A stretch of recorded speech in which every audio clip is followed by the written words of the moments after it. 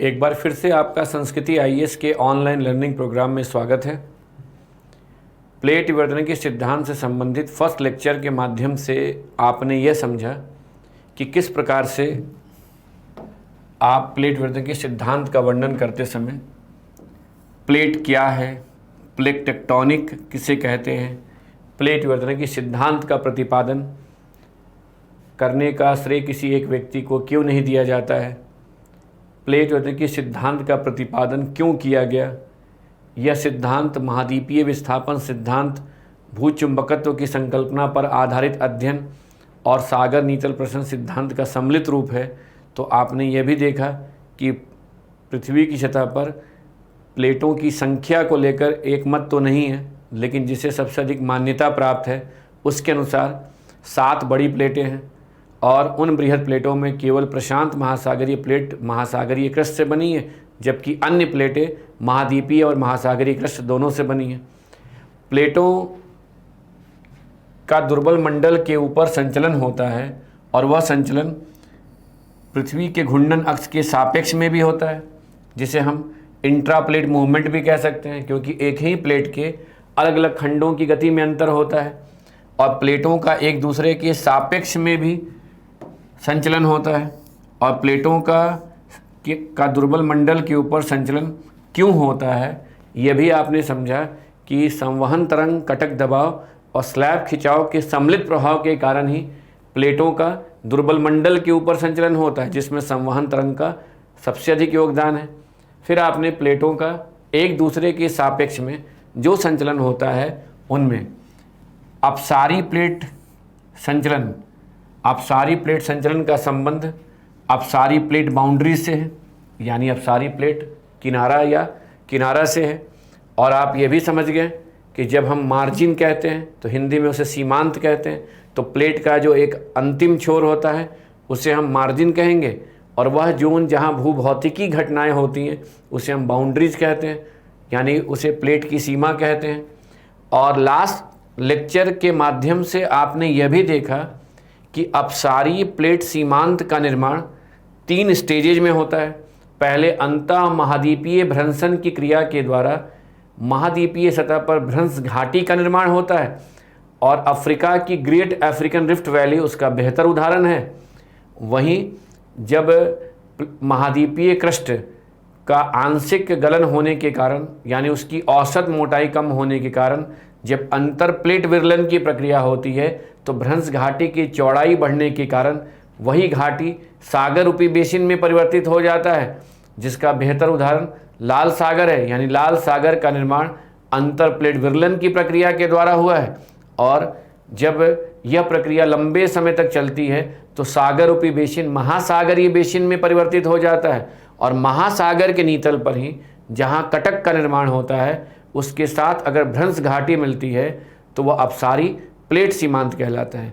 और अपसारी प्लेट सीमांत पर यदि अपसारी प्लेट संचलन होता है तो वहाँ भ्रंशन की क्रिया से जहाँ भूकंप आने की संभावनाएं बन जाती हैं, वहीं भ्रंश घाटी की चौड़ाई में वृद्धि होने से जब अंदर की परतों में यानी दुर्बल मंडल में गर्म गलित पदार्थ के रूप में मैग्मा की उत्पत्ति होती है, तो वही मैग्मा जब अगर भ्रंश घाटी से होते हुए महासागर के नीतल पर आता है तो भ्रंश घाटी से होते हुए महासागर के नीतल पर आने के कारण ज्वालामुखी प्रक्रिया होती है। इस प्रक्रिया के प्रभाव से ही नए क्रस्ट के रूप में महासागरीय कटक का निर्माण होता है और जिसके कारण आपको यह भी समझ में आ गया होगा कि क्यों अपसारी प्लेट सीमांत को रचनात्मक सीमांत कहते हैं, क्योंकि अपसारी प्लेट सीमांत पर ही नए क्रस्ट का निर्माण होता है।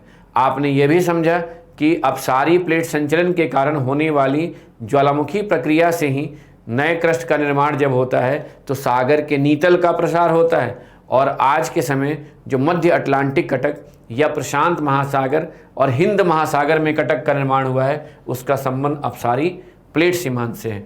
आज की क्लास के माध्यम से आपको यह समझना है कि जब 2 प्लेटें एक दूसरे के पास आती हैं, यानी 2 प्लेटें जब एक दूसरे के पास आती हैं तो उस बाउंड्रीज को कन्वर्जेंट प्लेट बाउंड्री कहते हैं, अभिसारी प्लेट सीमा कहते हैं।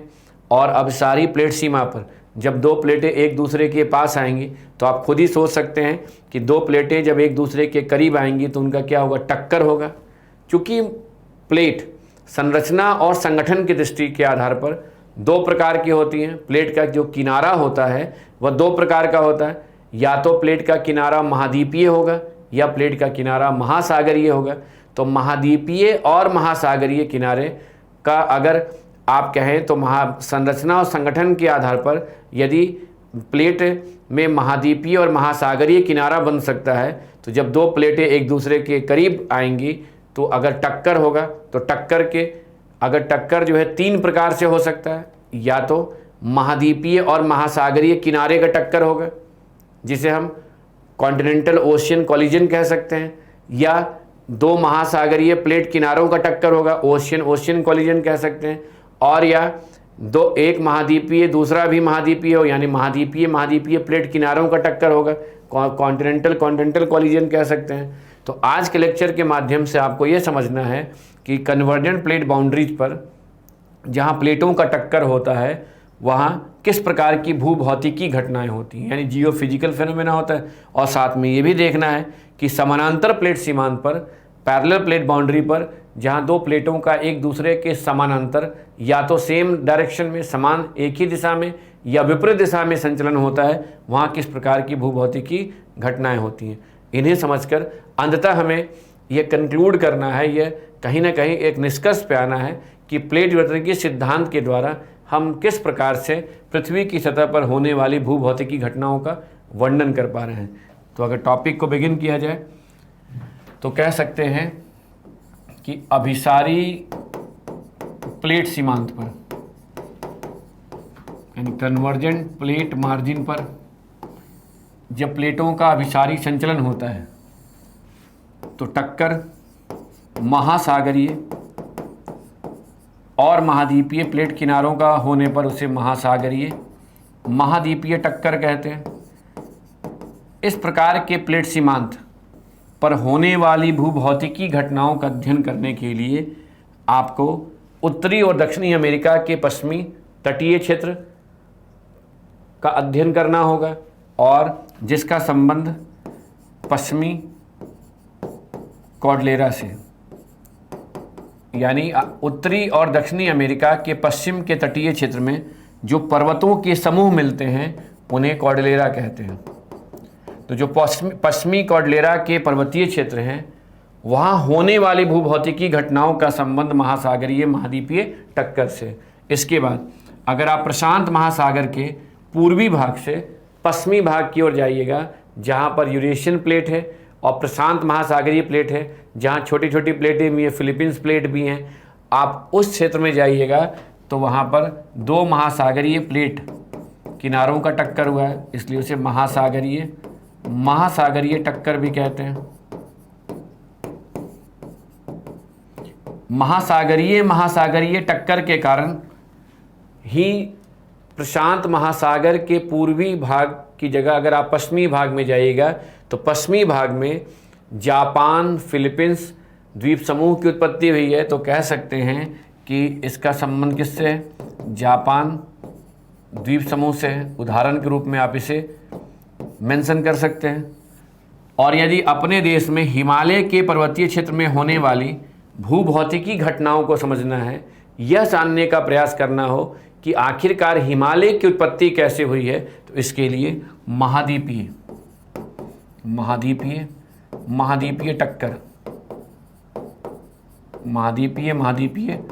टक्कर के कारण होने वाली भूभौतिकी घटनाओं का अध्ययन करना होगा। और यह जो है इसका संबंध किससे है? हिमालय की उत्पत्ति से। अब यहाँ एक इम्पॉर्टेंट पॉइंट क्या है कि यदि हमें अभिसारी प्लेट संचलन के कारण दो प्लेटों के टक्कर से होने वाली भूभौतिकी घटनाओं का अध्ययन करना है तो इसके लिए हमें तीन बाउंड्रीज को अध्ययन के क्षेत्र के रूप में लेना होगा।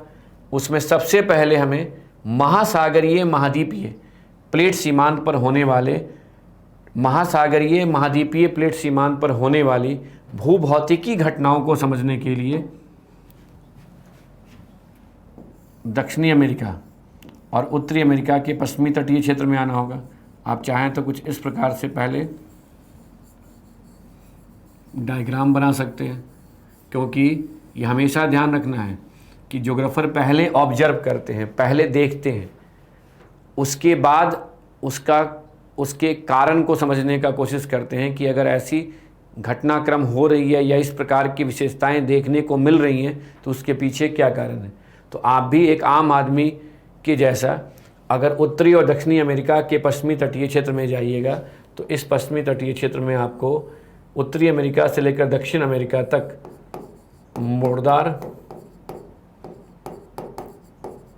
मोड़दार पर्वतों की कई श्रृंखलाएं नजर आएंगी, क्योंकि उत्तरी और दक्षिणी अमेरिका के पश्चिम के जो मोड़दार पर्वतीय क्षेत्र हैं उन्हें पश्चिमी कॉर्डिलेरा भी कहते हैं। और इसी क्षेत्र में अगर आप जाइएगा तो इस मोड़दार पर्वतीय क्षेत्र में यानी पर्वतों की जो श्रृंखलाएं हैं वहाँ भूकंप आने की भी संभावनाएं बनी रहती हैं।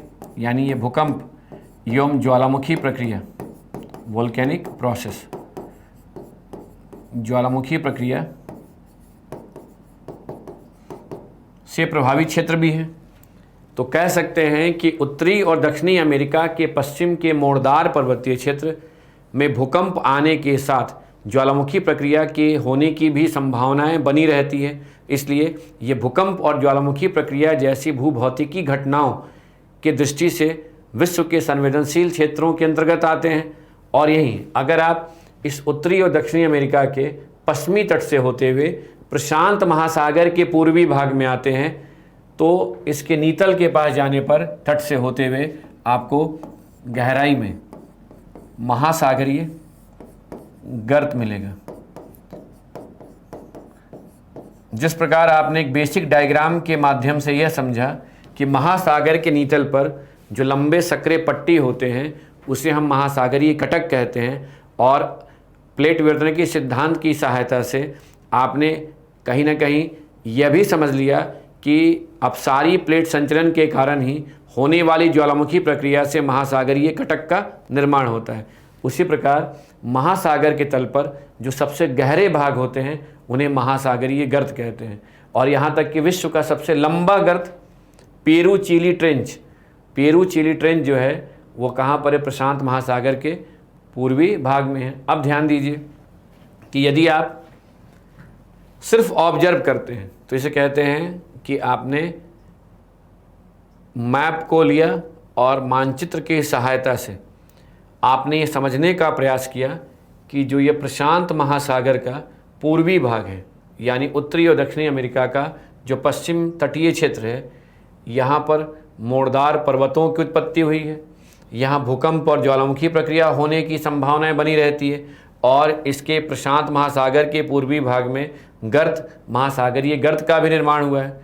अब एक आम आदमी जो इसे देखकर इतनी बातों को कह सकता है, उसे ही जब भूवैज्ञानिक स्पष्ट करने लगता है तो वो कारण के द्वारा बताएगा कि आखिरकार यहाँ मोड़दार पर्वतों की उत्पत्ति क्यों हुई है या इस क्षेत्र में भूकंप, ज्वालामुखी प्रक्रिया जैसे भूभौतिकी घटनाएं कैसे हो सकती हैं। तो देखिए अब यहाँ पर हम लोग इसके लिए क्या करेंगे, प्लेट विवर्तन की सिद्धांत की सहायता से आप समझने का प्रयास करेंगे। तो ध्यान दीजिए,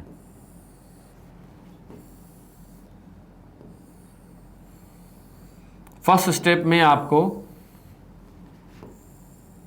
मैप एटलस की सहायता से इसे देख लेना है, आउटलाइन मैप में इसे मार्क कर लेना है, और अगर उसके बाद अगर आप कोई कार्य करना चाहते हैं तो अपने कॉपी में ये डायग्राम ऐसे ड्रॉ कर लेना है। डायग्राम को ड्रॉ करके समझ गए तो यहाँ पर यह जानना भी आपके लिए उतना आवश्यक नहीं है कि यहाँ कौन कौन से पर्वत हैं, यहाँ कौन कौन सी ज्वालामुखी पर्वत हैं, बल्कि उसकी जगह आपको यह समझना है कि आखिरकार यहाँ इन पर्वतों की उत्पत्ति या महासागरीय गर्त का निर्माण कैसे हुआ होगा और यहाँ इस प्रकार की भूभौतिकी घटनाएं कैसे होती हैं। उसके लिए क्या करना है, डायग्राम ड्रॉ करना है। डायग्राम ड्रॉ करते समय एक तरफ आप कौन सा प्लेट दिखा रहे हैं, महासागरीय प्लेट सीमांत, या महासागरीय प्लेट सीमा कह सकते हैं, मार्जिन दिखा रहे हैं, और दूसरी तरफ ये महाद्वीपीय प्लेट सीमांत है, महाद्वीपीय प्लेट सीमांत।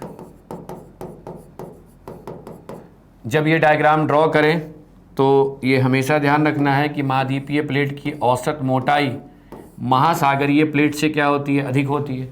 महाद्वीपीय प्लेट और महासागरीय प्लेट में अब यहाँ पर इस डायग्राम को 1 बाय 1 आपको एक्सप्लेन करना है, तो ध्यान दीजिए।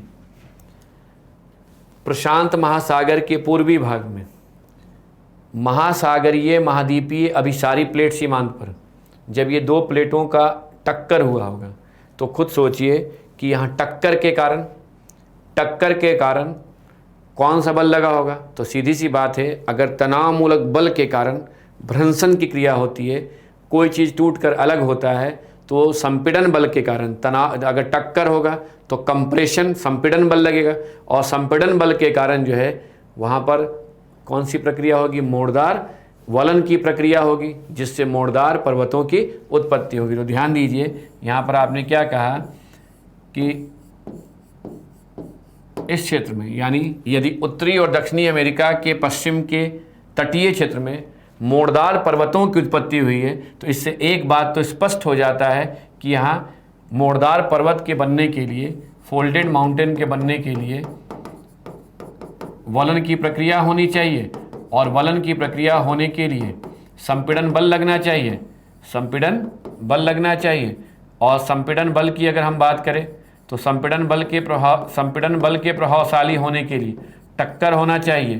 तो यहाँ जब तक इन दो प्लेटों का टक्कर नहीं हुआ होता तब तक ये वलन की प्रक्रिया, संपीड़न बल के कारण वलन की प्रक्रिया नहीं होती, वलन की प्रक्रिया नहीं होती तो मोड़दार पर्वतों की उत्पत्ति नहीं होती। अब ध्यान दीजिए, यानी ध्यान रखना है कि जब आप उत्तर लिखेंगे यानी एक्सप्लेन करेंगे तो इन पर्वतों की उत्पत्ति हो चुकी है, तो आपकी भाषा कैसी होनी चाहिए कि प्रशांत महासागर के पूर्वी भाग में महासागरीय महाद्वीपीय अभिसारी प्लेट सीमांत पर प्लेटों की टक्कर के कारण उत्पन्न संपीड़न बल के द्वारा होने वाली वलन की प्रक्रिया से ही मोड़दार पर्वतों की उत्पत्ति हुई है, मोड़दार पर्वतों की उत्पत्ति हो चुकी है।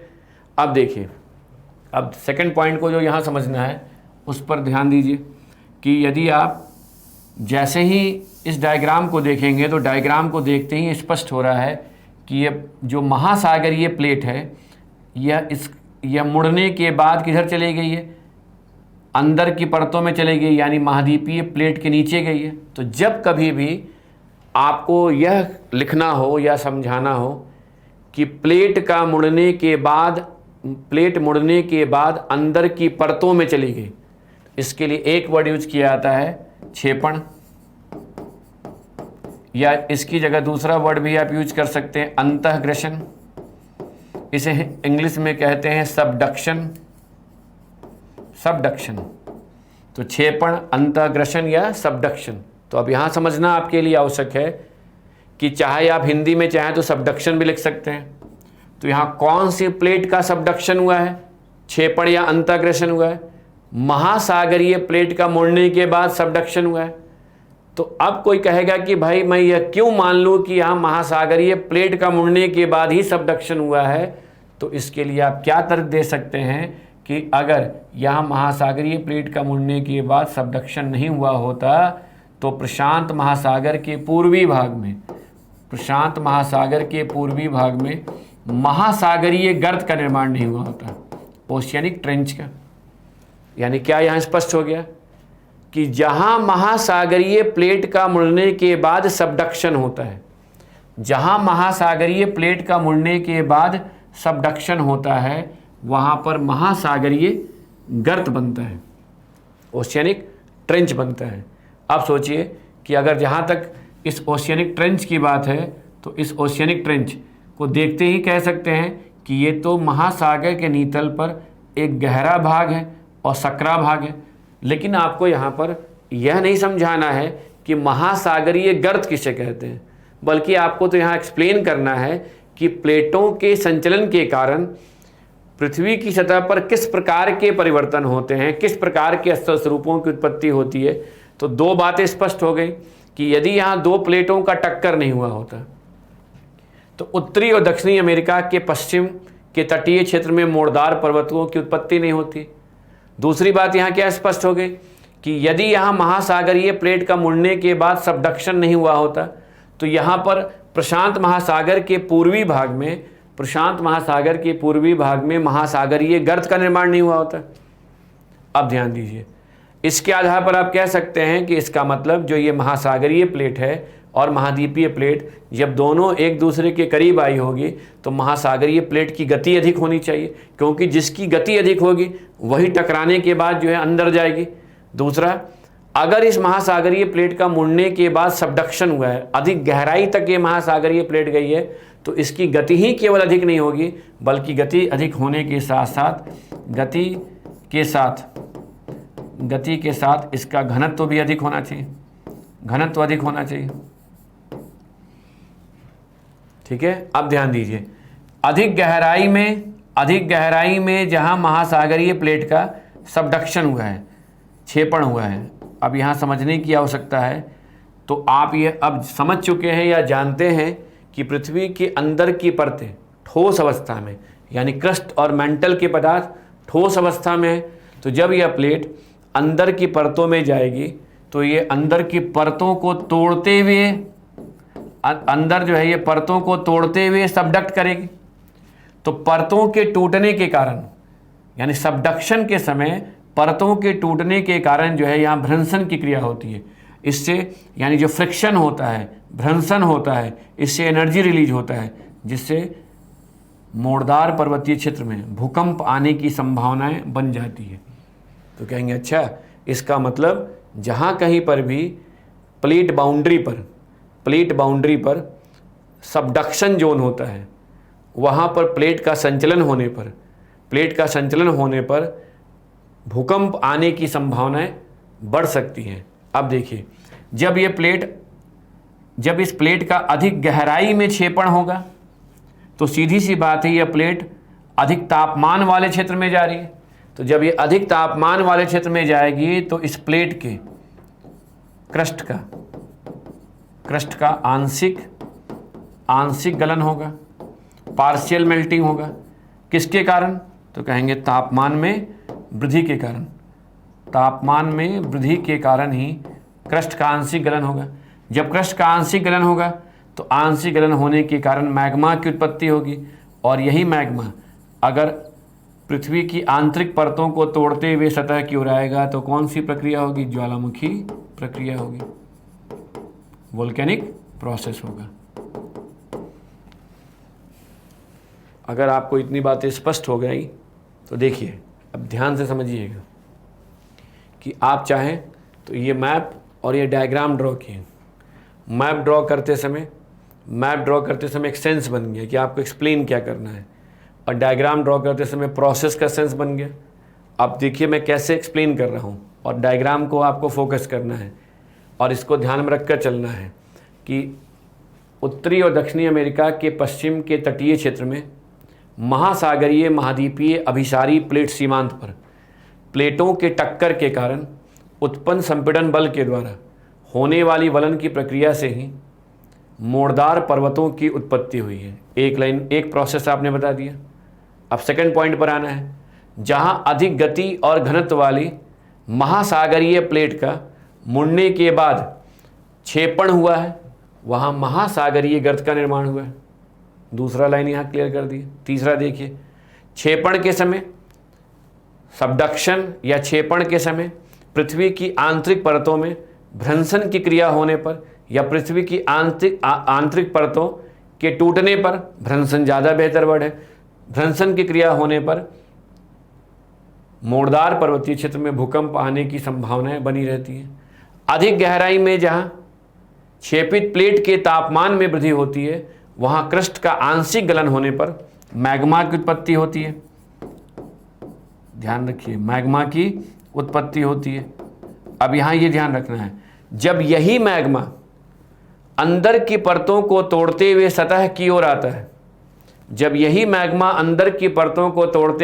की ओर आता है, तो मोड़दार पर्वतीय क्षेत्र में ज्वालामुखी प्रक्रिया होती है। तो आप सोचिए, आपने क्या किया, यह समझा दिया कि उत्तरी और दक्षिणी अमेरिका के पश्चिम में मोड़दार पर्वतों की उत्पत्ति क्यों हुई है और यहाँ महासागरीय गर्त का निर्माण कैसे हुआ है। साथ में आपने ये भी स्पष्ट कर दिया कि ये मोड़दार पर्वतीय क्षेत्र में भूकंप आने की संभावनाएं क्यों बनी रहती है, ये मोड़दार पर्वतीय क्षेत्र में ज्वालामुखी प्रक्रिया क्यों हो सकती है। अब यहाँ ये ध्यान रखना है, आप यहाँ समझाने लगे महासागरीय गर्त किसे कहते हैं, आप यहाँ एक्सप्लेन करने लगे कि भूकंप कितने प्रकार से आता है, आप यहाँ ये समझाने लगे ज्वालामुखी प्रक्रिया कितने प्रकार से, कौन सी ज्वालामुखी प्रक्रिया होती है, तो आप कहीं ना कहीं प्लेट टेक्टोनिक थ्योरी, प्लेट वर्तन के सिद्धांत का वर्णन करने की बजाय वोल्केनिक प्रोसेस, भूकंप का वर्णन करने लगेंगे तो क्वेश्चन का डिमांड नहीं हो तो इसे एक्सप्लेन नहीं करना है, बल्कि जितनी आवश्यकता हो उतनी ही बातों को आप स्पष्ट करते हुए आगे बढ़ेंगे, क्योंकि आपको कम से कम शब्दों में अपनी बातों को कहते हुए समय के निर्धारित समय के अंदर जो है आंसर कंप्लीट करना है। इसलिए अभिसारी प्लेट सीमांत पर वो अगर आपसे अभिसारी प्लेट सीमांत पर होने वाली भूभौतिकी घटनाओं का वर्णन करने के लिए कहा जाए तो आपने प्रशांत महासागर के पूर्वी भाग में जो महासागरीय महाद्वीपीय अभिसारी प्लेट सीमांत थे पहले उसे उदाहरण के रूप में लिया और उसे एक्सप्लेन कर दिया। अब इसे ध्यान में रखकर आपको नेक्स्ट जो प्रोसेस है उसको कंपैरेटिव जो है उसका आप कह सकते हैं कंपैरेटिव आंसर लिखना है। जो चीज़ें यहाँ नोट कर चुके होंगे, एक्सप्लेन कर दिए होंगे, उसे दोबारा रिपीट नहीं करना है।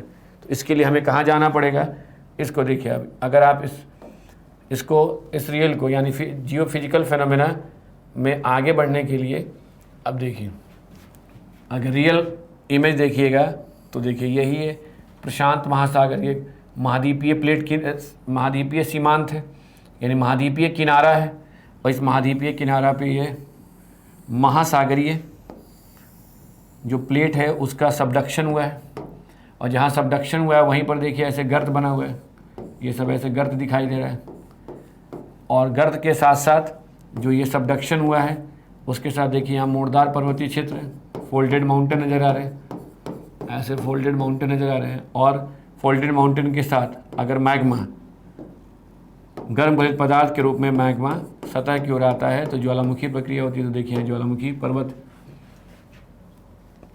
तो महासागर का पूर्वी भाग, महाद्वीप का पश्चिमी तटीय क्षेत्र, महाद्वीपीय प्लेट किनारा, महासागरीय प्लेट किनारा, और यह जो जोन है यहाँ होने वाली भूभौतिकी घटनाओं का संबंध महासागरीय महाद्वीपीय प्लेट सीमांत से। और इस प्रकार की भूभौतिकी घटनाओं को आपने अभी देखा। आप सोचिए इस प्रकार के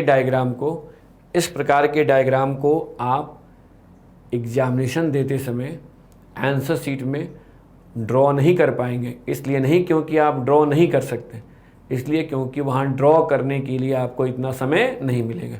तो जैसे हमने ड्रॉ किया वैसे ड्रॉ करके आपको समझना है, इमेजिन करना है, और आपको अगर ये फील करना हो कि अच्छा कैसा हो रहा है तो रियल इमेज जैसा यहाँ दिखाई दे रहा है वैसे देख सकते हैं। अब यहाँ से अगर हम प्रशांत महासागर के पश्चिमी भाग की ओर जा रहे हैं, यानी यदि हमें ये समझना हो कि महासागरीय अभिसारी प्लेट सीमांत पर किस प्रकार की भूभौतिकी घटनाएं होती हैं, महासागरीय अभिसारी प्लेट सीमांत पर, तो इसके लिए आप प्रशांत महासागर के पश्चिमी भाग में या यूरेशिया के पूर्वी भाग में आ सकते हैं। जब आप यूरेशिया के पूर्वी भाग में आइएगा तो यहाँ से जापान द्वीप समूह, फिलीपींस द्वीप समूह, इंडोनेशियाई द्वीप समूह, ये सब आपको द्वीप समूह नजर आएंगे। और इस द्वीप समूह के इधर भी महासागरीय किनारा है और इधर भी महासागरीय किनारा है। लघु प्लेटों की बात करें तो यहाँ पर इंडोनेशियन प्लेट है, यहाँ पर आपको फिलीपींस प्लेट है, यहाँ पर आपको पैसिफिक प्लेट है। यानी यहाँ पर इम्पॉर्टेंट क्या है कि ये जो जापान, फिलीपींस और इंडोनेशियाई द्वीप समूह है ये कहीं ना कहीं महासागरीय अभिसारी प्लेट सीमांत के क्षेत्र में है। और यदि आप यहाँ पर इस क्षेत्र में आएंगे तो इस द्वीप समूह के ईस्ट में, इधर पूर्व में आपको महासागरीय गर्त मिलेगा। वर्ल्ड का जो डीपेस्ट ट्रेंच है मरियाना गर्त, वो फिलीपींस में है। आप देखिए मरियाना गर्त, जैसे मरियाना गर्त है, कोराइल गर्त है, इस तरह के कई यहाँ गर्त मिलेंगे, मिंडानाओ गर्त है। तो उन गर्त के ट्रेंच का यहाँ नाम नहीं लिखना है, बल्कि आपको समझाना है कि यहाँ महासागरीय गर्त का निर्माण क्यों बना। अगर आप ऑब्जर्व करेंगे तो ये कहेंगे कि यहाँ महासागरीय गर्त, यहाँ महासागरीय गर्त महाद्वीपीय तट से दूर खुले महासागर में। दूसरा, ये जापान, फिलीपींस और इंडोनेशियाई द्वीप समूह जो हैं, ये सभी ज्वालामुखी द्वीप समूह के उदाहरण हैं। वोल्केनिक ज्वालामुखी द्वीप समूह के उदाहरण हैं। और यही नहीं, ये ज्वालामुखी द्वीप समूह के तो उदाहरण हैं ही, इसके साथ साथ ये भूकंप की भी यहाँ उत्पत्ति होने की संभावनाएं बनी रहती हैं। तो प्रशांत महासागर के पश्चिमी भाग में भी महासागरीय गर्त का निर्माण हुआ है। यह भी एक ऐसा क्षेत्र है जहां ज्वालामुखी प्रक्रिया के साथ साथ भूकंप की उत्पत्ति होने की भी संभावनाएं बनी रहती है। बस अंतर इतना ही है कि जहां प्रशांत महासागर के पूर्वी भाग में उत्तरी और दक्षिणी अमेरिका के पश्चिम में मोड़दार पर्वतों की उत्पत्ति हुई है, यहाँ पर ज्वालामुखी द्वीप समूह का निर्माण हुआ है। और ऐसा अंतर इसलिए है क्योंकि वहाँ महासागरीय महाद्वीपीय प्लेट सीमांत था, यहाँ महासागरीय भी सारी प्लेट सीमांत थे। अब इस डायग्राम को जैसे ये जो मैप है, ये जो आप ऑब्जर्व कर, इसे प्लेट टेक्टोनिक थ्योरी के द्वारा आपको स्पष्ट कर देना है। तो अगर प्लेट टेक्टोनिक थ्योरी के द्वारा आप स्पष्ट करना चाहेंगे तो कुछ ऐसे आप इमेज बना सकते हैं कि मान लीजिए कि यह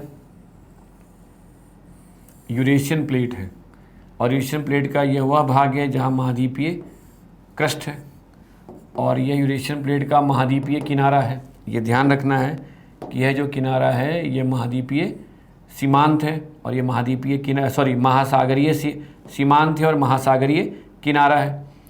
अब इसी की तरफ दूसरी तरफ से आएंगे तो जहाँ से प्रशांत महासागरीय प्लेट को लें या फिलीपींस प्लेट को लें, यहाँ इनका यहाँ सबडक्शन हुआ है।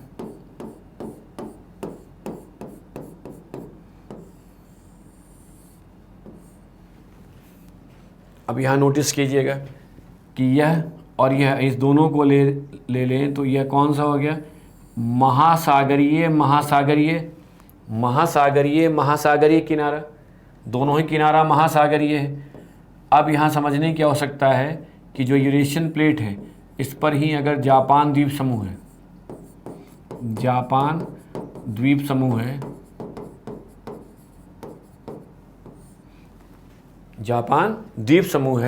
तो इस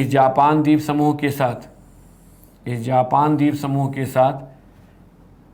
द्वीप समूह के ईस्ट में, पूर्वी भाग में महासागरीय गर्त का निर्माण हुआ है, ओशियनिक ट्रेंच।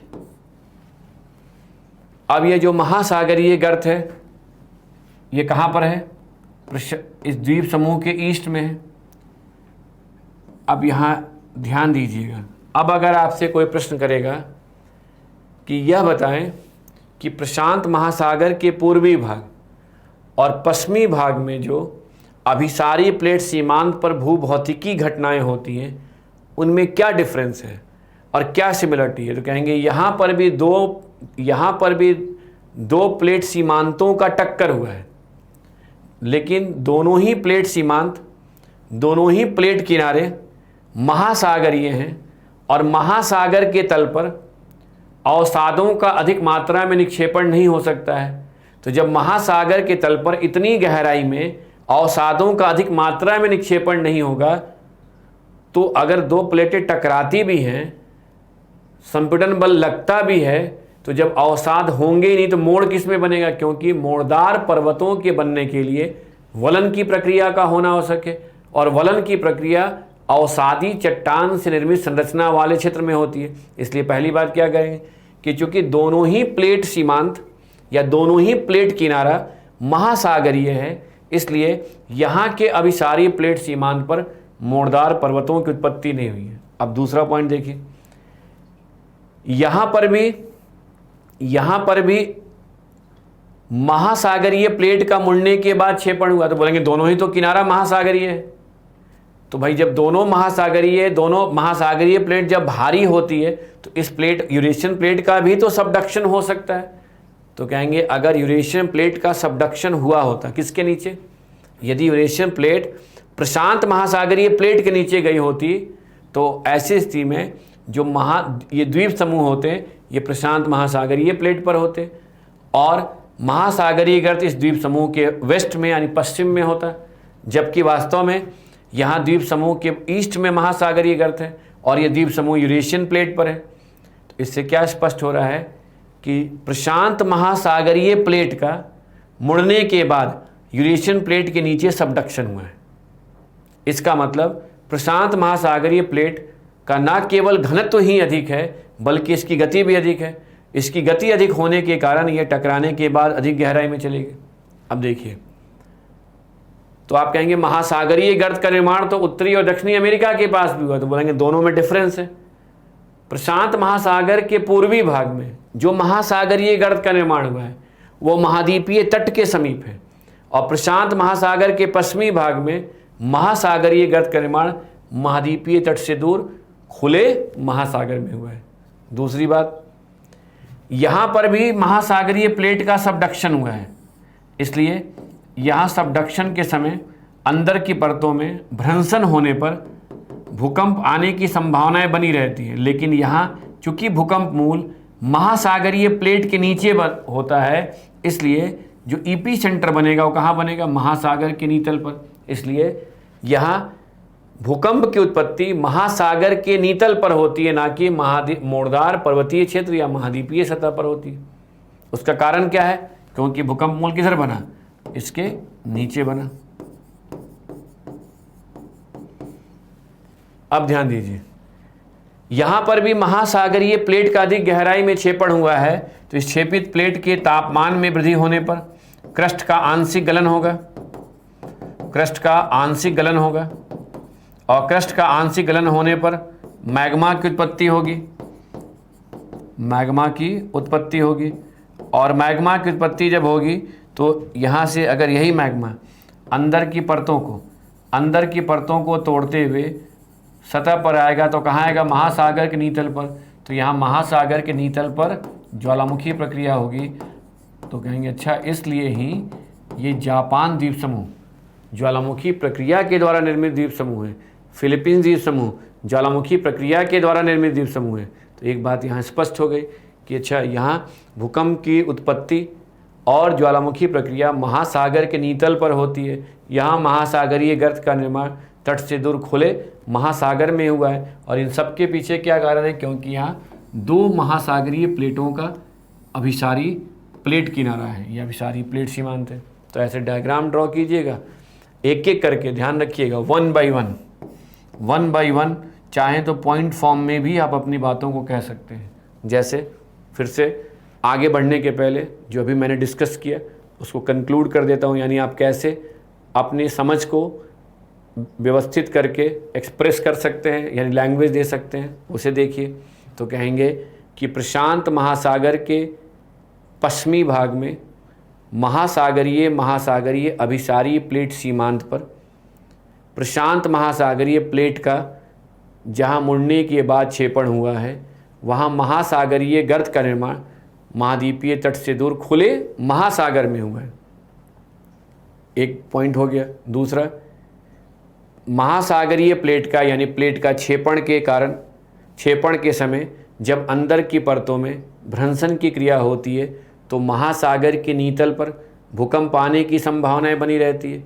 और अधिक गहराई में क्षेपित प्लेट के तापमान में वृद्धि होने पर, जब तापमान में वृद्धि होने पर क्रस्ट का आंशिक गलन होता है तो ज्वालामुखी प्रक्रिया महासागर के नीतल पर ज्वालामुखी प्रक्रिया होने की संभावनाएं बनी रहती। तो आप कहेंगे तो रिपीटेशन हो रहा है बहुत सारे वर्ड, तो उसकी जगह आप ऐसे लिख सकते हैं कि प्रशांत महासागर के पश्चिमी भाग में जहां महासागरीय अभिसारी प्लेट सीमांत है वहां अधिक गति और घनत्व वाली महासागरीय प्लेट का मुड़ने के बाद क्षेपण हुआ है। लेकिन यहाँ महासागरीय गर्त का निर्माण तट से दूर खुले महासागर में हुआ है और यहाँ ज्वालामुखी प्रक्रिया के साथ भूकंप के आने की संभावनाएं महासागर के नीतल पर होती है।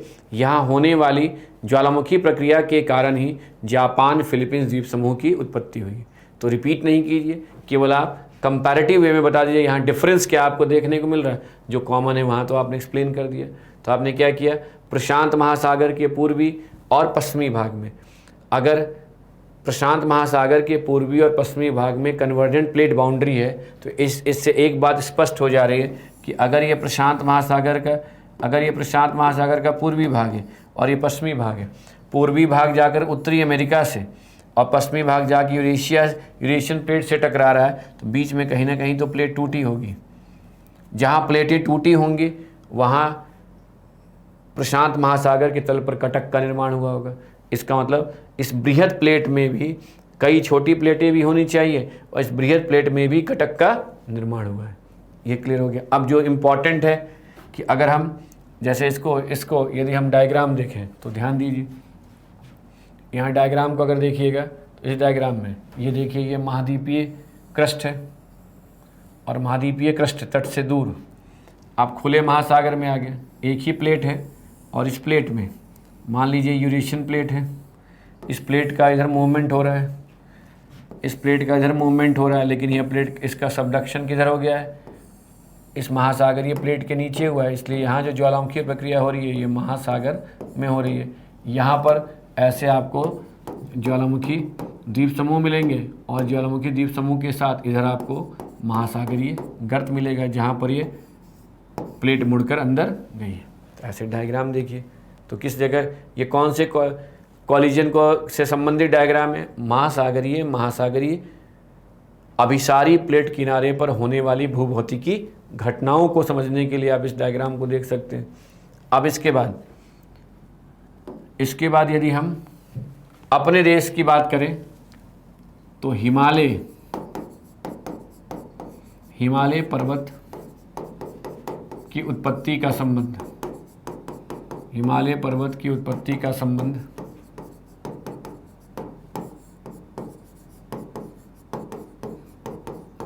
अभिसारी प्लेट सीमांत से, कन्वर्जेंट प्लेट बाउंड्री में भी कौन से, महाद्वीपीय टक्कर से, महाद्वीपीय टक्कर से। अब महाद्वीपीय टक्कर से कैसे है और इसके प्रोसेस को समझने के लिए पहले इमेजिन कीजिए कि यूरेशियन प्लेट है। अगर ये यूरेशियन प्लेट है, ये फारस की खाड़ी है और इस फारस की खाड़ी में इस डायग्राम को आप चाहें तो कुछ ऐसे बना सकते हैं कि यदि ये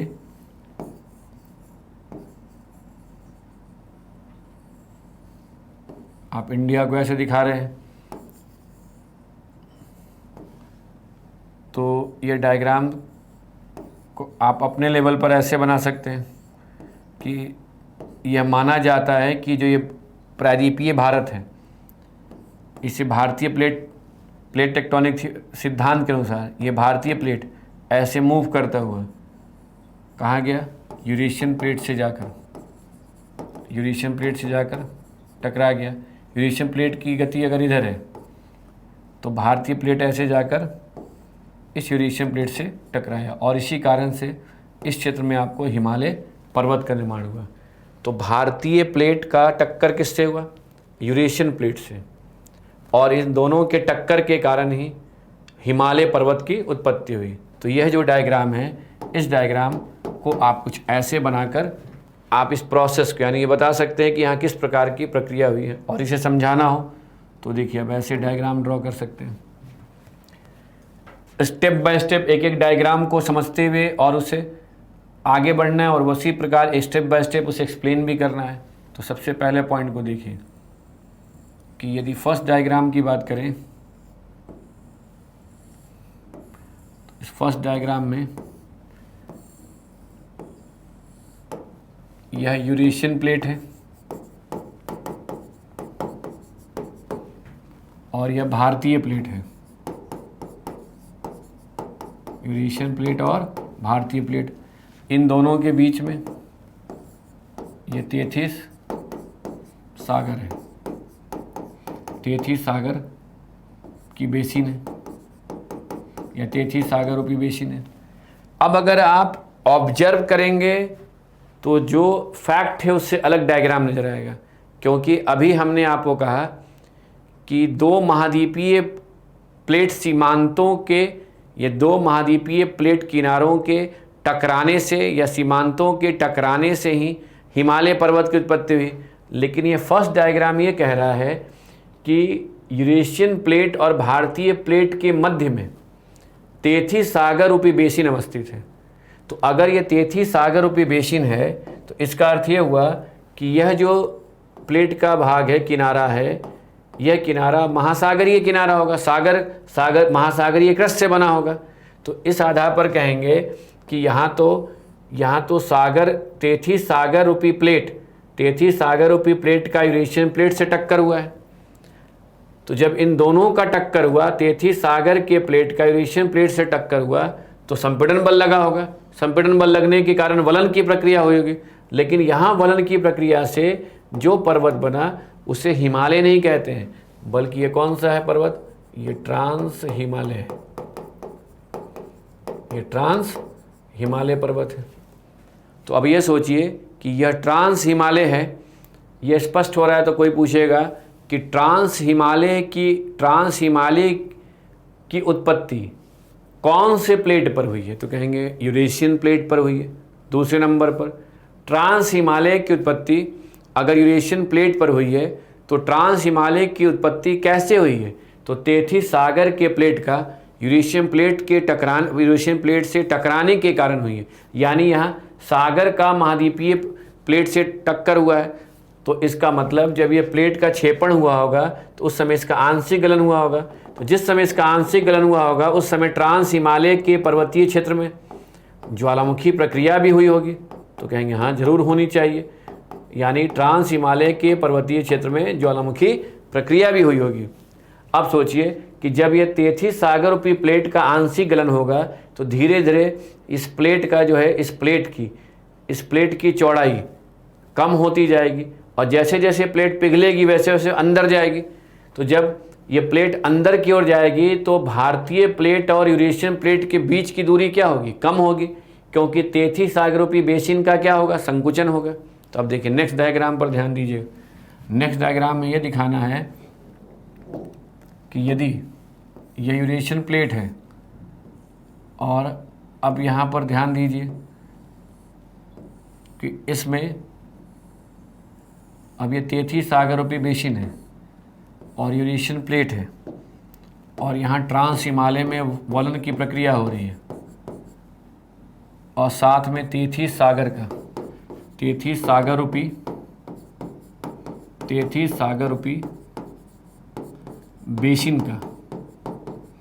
बेसिन का संकुचन हो रहा है। तो अगर तेथीस सागर रूपी बेसिन का संकुचन हो रहा है, क्यों हो रहा है? संकुचन का कारण क्या है? तो संकुचन का कारण है इस क्रस्ट का आंशिक गलन। अब सोचिए, अगर इस क्रस्ट के आंशिक गलन के कारण इस सागर रूपी बेसिन का संकुचन होगा तो अंततः क्या होगा कि जो यूरेशियन प्लेट है, इस यूरेशियन प्लेट से कौन सी प्लेट आकर टकरा जाएगी? जो ये तेथीस सागर रूपी प्लेट है, अगर इसका संकुचन हो गया और यहाँ पर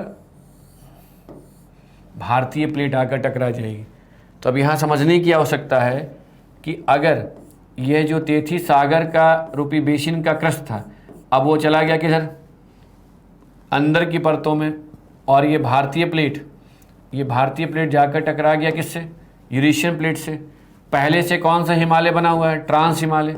तो जब भारतीय प्लेट का यूरेशियन प्लेट से टक्कर होगा तो संपीड़न बल के कारण इस भारतीय प्लेट पर भी वलन की प्रक्रिया होगी और भारतीय प्लेट पर जब वलन की प्रक्रिया हुई होगी तभी यहाँ पर क्या बना? हिमालय पर्वत की उत्पत्ति हुई। हिमालय पर्वत की उत्पत्ति हुई। यानी इससे क्या स्पष्ट होता है? इससे स्पष्ट होता है कि हिमालय पर्वत की श्रृंखलाएं भारतीय प्लेट पर है। पहली बात, हिमालय पर्वत की उत्पत्ति भारतीय प्लेट का यूरेशियन प्लेट से टक्कर के कारण हुई है। यानी दूसरी बात कि हिमालय पर्वत की उत्पत्ति दो महाद्वीपीय प्लेट किनारों के टक्कर के कारण हुई है। हिमालय पर्वत की उत्पत्ति ट्रांस हिमालय के बाद हुई है। अब सोचिए, यहाँ पर आपको ये सब नहीं समझाना है कि हिमालय की कौन कौन सी पर्वत श्रृंखलाएं हैं। हमेशा ये ध्यान रखना है कि जानकारी उतनी ही देनी है जितनी की आवश्यकता हो, ज्ञान नहीं बांटना है, क्योंकि सामने वाला जो व्यक्ति है वह जो आपसे प्रश्न कर रहा है उसका उसे जवाब दीजिए, ना कि आप उसके प्रश्न को इग्नोर करके अपने इन्फॉर्मेशन को, अपनी बातों को कहना शुरू कर दीजिए। तो आपने क्या किया, यहाँ समझा दिया 3 डायग्राम के द्वारा, first diagram, second diagram, third diagram. अब प्रश्न ये उठता है कि अभी इस समय वर्तमान समय किस प्रकार का सिचुएशन है हिमालय के पर्वतीय क्षेत्र में। तो फोर्थ डायग्राम को यहाँ देखिए कि यदि यह यूरेशियन प्लेट है और इस यूरेशियन प्लेट के साथ ये भारतीय प्लेट जो है अभी वर्तमान समय यूरेशियन प्लेट के ठीक नीचे चला गया है। अब यहाँ ध्यान यह भी रखना है कि यहाँ भारतीय प्लेट का मुड़ने के बाद सबडक्शन नहीं हुआ है। भारतीय प्लेट जो है इसका मुड़ने के बाद सबडक्शन नहीं हुआ है अधिक गहराई में, बल्कि यह प्लेट यूरेशियन प्लेट के नीचे है। और यहाँ पर यदि हिमालय पर्वत की श्रृंखलाएँ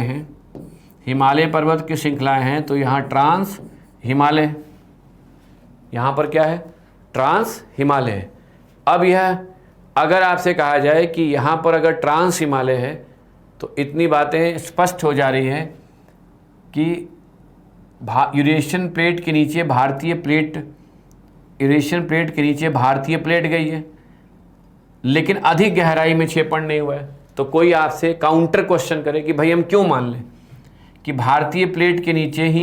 यूरेशियन प्लेट के नीचे ही भारतीय प्लेट गई है। तो कहेंगे अगर ऐसा नहीं होता तो यहाँ ट्रांस हिमालय के उत्तर में विश्व का सबसे ऊंचा पठार तिब्बत का पठार नहीं होता, क्योंकि ऊंचाई को हम समुद्र तल से देखते हैं।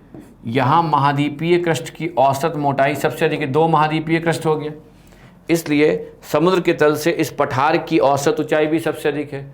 तो ट्रांस हिमालय के उत्तर में तिब्बत के पठार के कारण हम ये कह सकते हैं कि यूरेशियन प्लेट के नीचे ही भारतीय प्लेट गई है।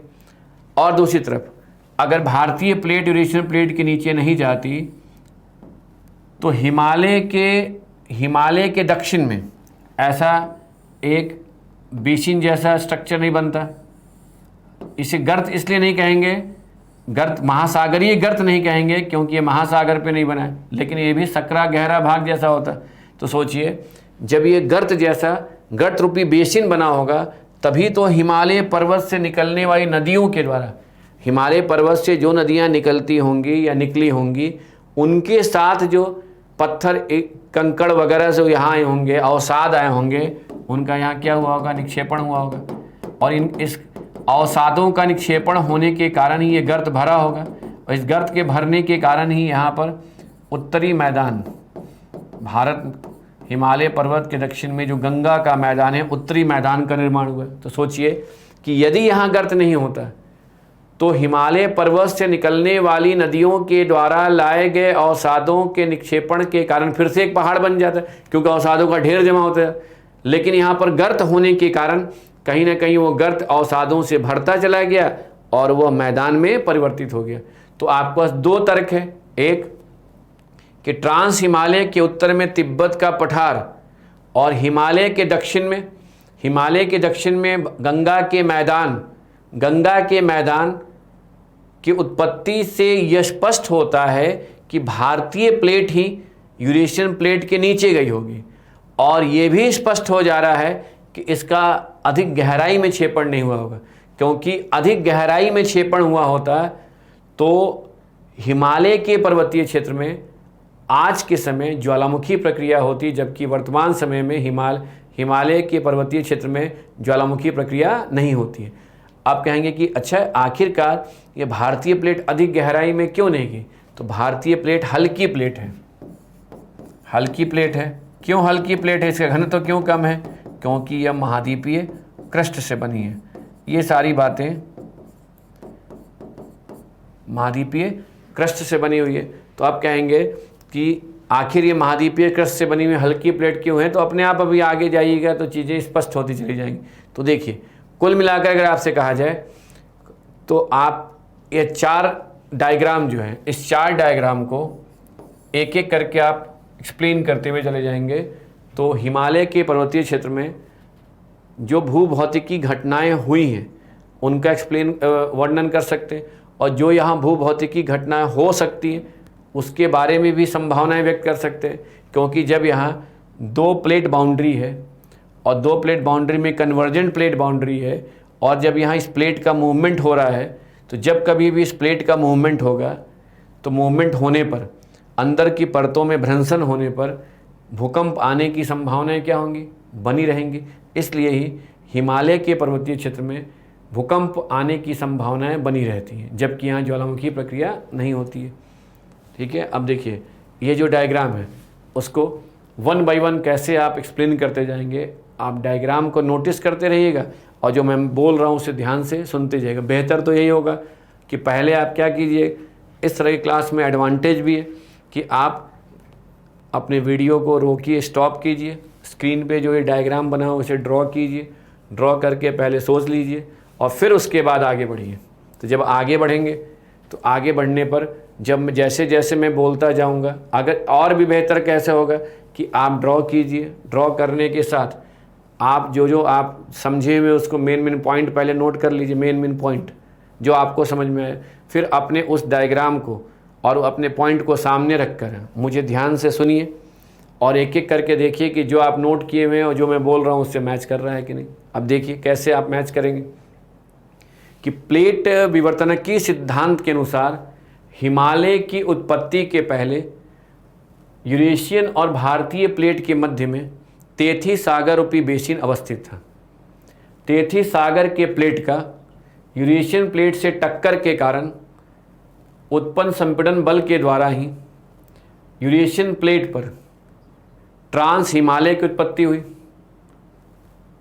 तेथी सागर के प्लेट का क्षेपण होने के कारण क्रस्ट का आंशिक गलन हुआ, जिससे तेथी सागर रूपी बेसिन का संकुचन होने लगा।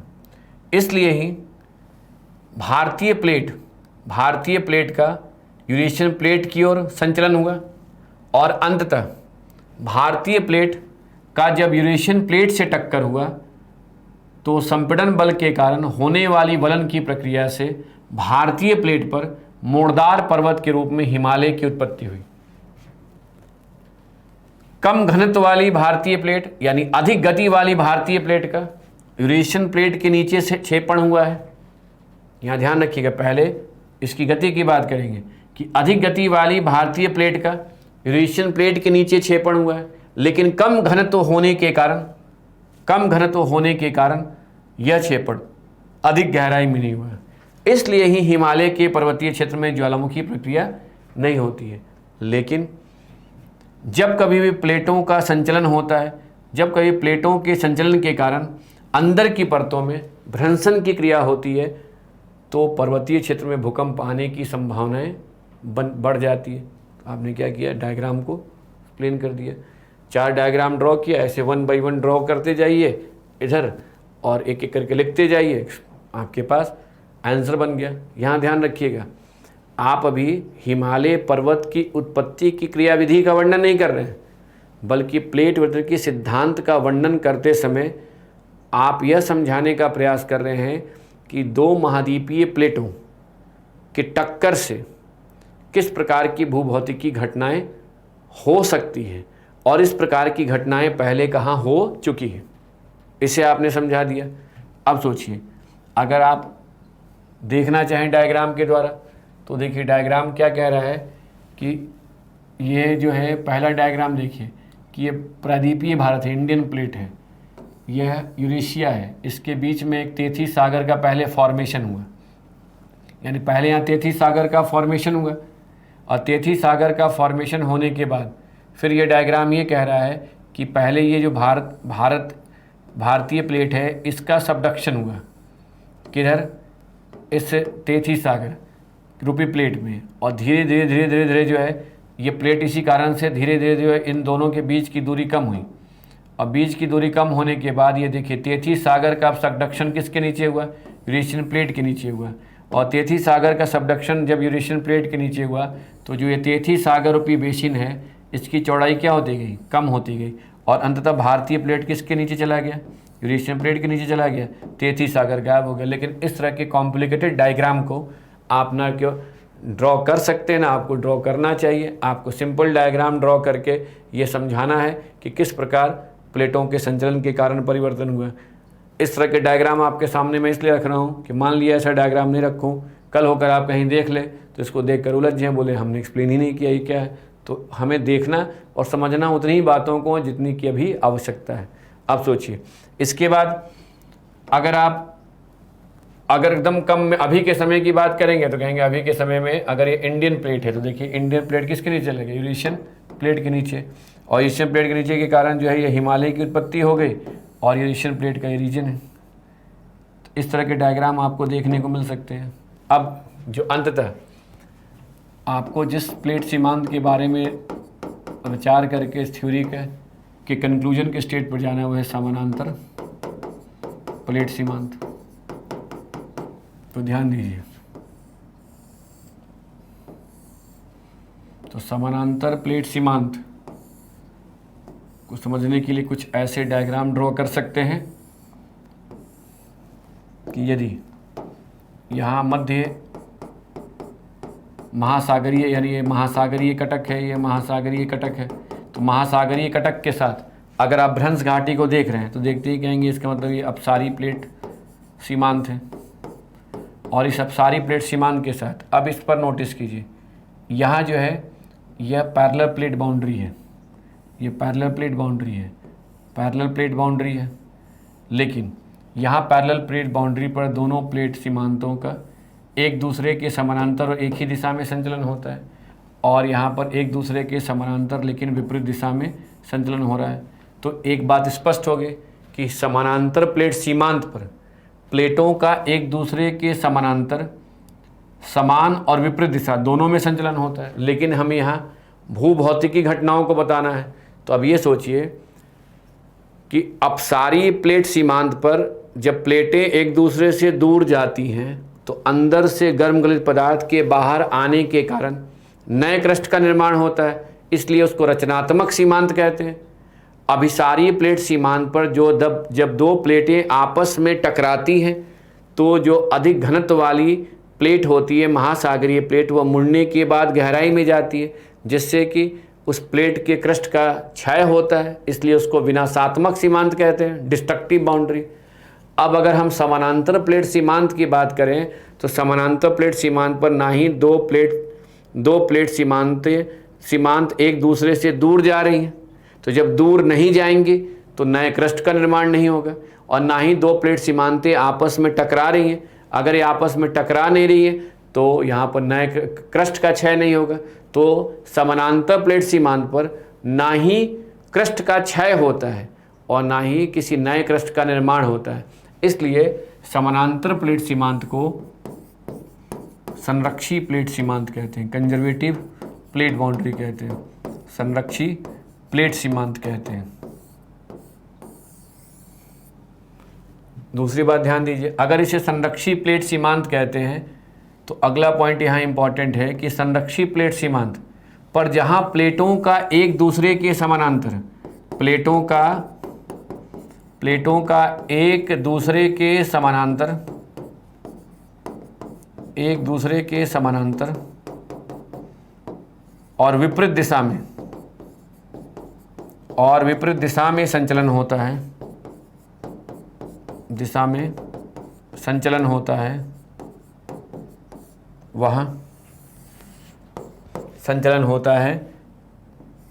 वहाँ घर्षण के कारण, क्योंकि प्लेटें आपस में क्या होंगी, अपोजिट डायरेक्शन में मूव करेंगी तो रगड़ खाएंगी तो ऊष्मा का निष्कासन होगा, तो एनर्जी का ट्रांसफ़र भूकंपी तरंग के रूप में भी हो सकता है। तो कह सकते हैं ना कि यहाँ इंपॉर्टेंट पॉइंट क्या है कि जहाँ प्लेटों का एक दूसरे के समानांतर लेकिन विपरीत दिशा में संचलन होता है, वहाँ घर्षण के कारण ऊर्जा का निष्कासन होने पर भूकंप आने की संभावनाएं बनी रहती हैं। इसलिए अगर आपसे कहा जाए तो यह वह क्षेत्र है जहाँ पर समानांतर प्लेट सीमांत पर भूकंप की उत्पत्ति हो सकती है।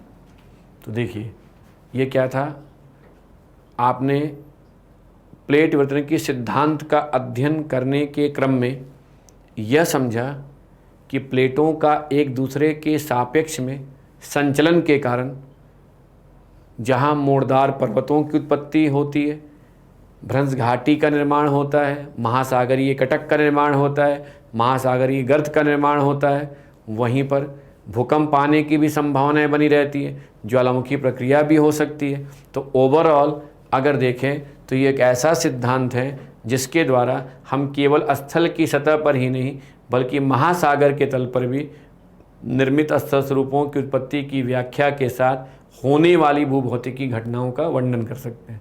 यह एक पार्ट हुआ। अगर इसी पार्ट को अगर आपको टिप्पणी लिखने के लिए कहा जाए तो आप कुछ मतलब कहा गया कि प्लेट टेक्टोनिक को कंक्लूड करें या टिप्पणी लिखें तो कहेंगे ना कि प्लेट विवर्तन के सिद्धांत के अनुसार यदि हम 3 प्लेट बाउंड्री को लेते हैं, एक अपसारी प्लेट सीमांत, दूसरा अभिसारी प्लेट सीमांत,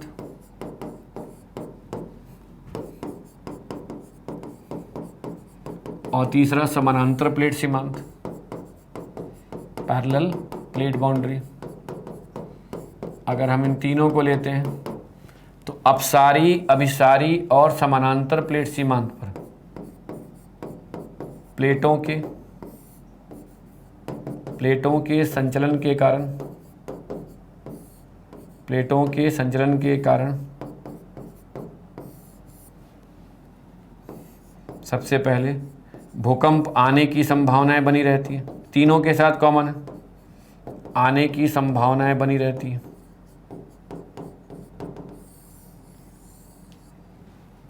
अब ध्यान दीजिए, ये तीनों में कॉमन है, चाहे अपसारी हो या अभिसारी हो, समानांतर प्लेट सीमांत, तीनों ही प्लेट बाउंड्री पर या सीमांत पर या मार्जिन पर भूकंप आने की संभावनाएं बनी रहती है। लेकिन इन दोनों में कॉमन की बात करें तो इन दोनों में प्लेटों के संचलन के कारण ज्वालामुखी प्रक्रिया होती है, वोल्केनिक प्रोसेस। लेकिन यह ध्यान रखना है कि अपवाद क्या है, वह कौन सा प्लेट सीमांत है जहां पर ज्वालामुखी प्रक्रिया नहीं होती है, एक्सेप्शन। तो कहेंगे महाद्वीपीय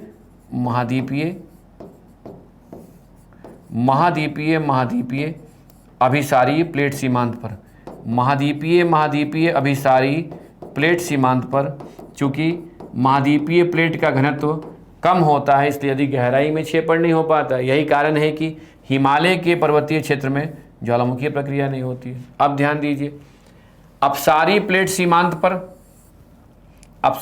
सीमांत पर जहां महासागरीय कटक के साथ भ्रंश घाटी का निर्माण होता है, यानी महासागर के नीतल पर जहां भी महासागरीय कटक के साथ आपको भ्रंश घाटी मिले तो वह अपसारी प्लेट सीमांत होगा। यह अलग बात है कि वह अपसारी प्लेट सीमांत पर प्लेटों का संचलन हो भी सकता है और नहीं भी हो सकता, क्योंकि प्लेट बाउंड्री डेड भी होते हैं और एक्टिव भी होते हैं। इसी प्रकार अगर हम अभिसारी प्लेट सीमांत की बात करें तो अभिसारी प्लेट सीमांत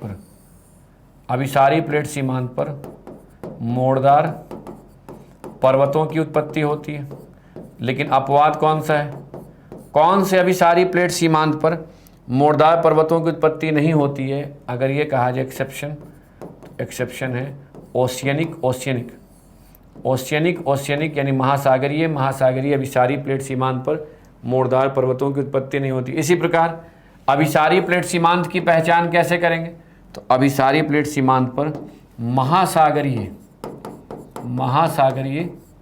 गर्त का निर्माण होता है। तो महासागरीय गर्त का निर्माण तो होता है, लेकिन अपवाद क्या है? यहाँ पर भी कौन से प्लेट सीमांत पर नहीं होता है? एक्सेप्शन।